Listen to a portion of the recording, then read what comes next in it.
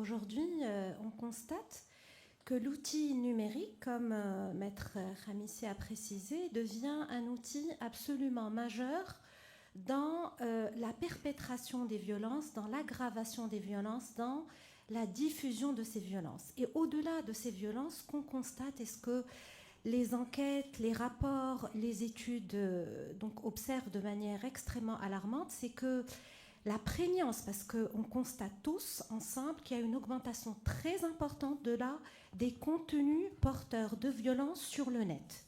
Et quand je dis contenus porteurs de violence sur le net, je parle de violence directe. Et quand je parle de violence directe, ça veut dire que ça va être des messages misogynes, sexistes, insultants, offensants, des vidéos ou des images qui portent atteinte à la réputation de la femme, de manière spécifique ou de manière générale. Et puis je parle également de la violence induite.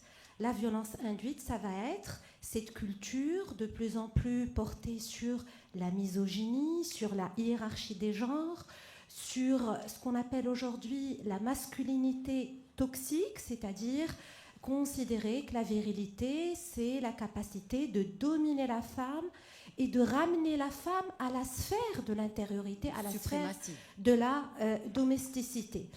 Et ce qui est tout à fait étonnant d'un point de vue historique, c'est que lorsque le numérique a commencé à se développer dans les années 90, les chercheurs intéressés par l'approche genre, c'est-à-dire par la thématique de l'égalité des droits entre les hommes et les femmes, ont pensé, ils ont anticipé que le numérique allait apporter plus de droits aux femmes, plus d'épanouissement aux femmes, plus de capacité à ces femmes de s'exprimer et de se protéger.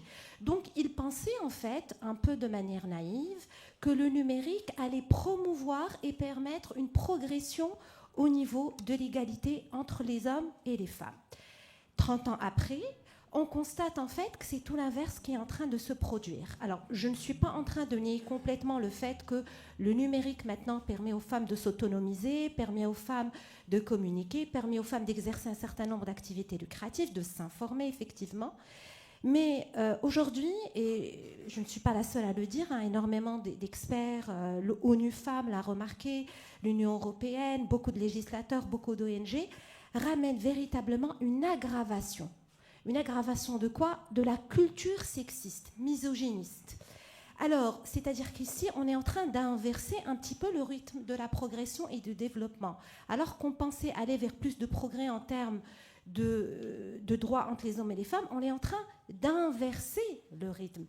Et parmi les causes les plus logiques, les plus apparentes, évidentes, c'est qu'aujourd'hui, la génération Z, la génération qui est née avec le digital, qui communique dans le digital, qui est totalement immergée dans le digital, qui pense numériquement, eh ben, elle est immergée dans une culture où le sexisme ou un regard réducteur de la femme est très présent. Par exemple, si vous, et je suis sûre que vous le faites comme nous tous, d'ailleurs, on est sur TikTok, sur Instagram, sur Facebook, quelles sont les publications les plus populaires, les hashtags les plus diffusés? Eh ben, des chercheurs se sont penchés sur la question, au Maroc et ailleurs, et les hashtags les plus populaires sont des hashtags qui vont assigner des rôles genrés à la femme. C'est-à-dire, on va avoir des publications axées sur la beauté de la femme, sur l'apparence de la femme, sur la femme en tant que mère, sur la femme en tant qu'épouse. L'une des tendances les plus populaires aujourd'hui, aux États-Unis et dans le monde, c'est la tendance tradwife. Qu'est-ce que veut dire tradwife? C'est-à-dire que je me valorise en tant que femme à travers ma condition de domesticité, c'est-à-dire d'une femme au foyer qui consacre sa vie à prendre soin de ses enfants et de son mari. Et donc je suis au service des ambitions de mon époux.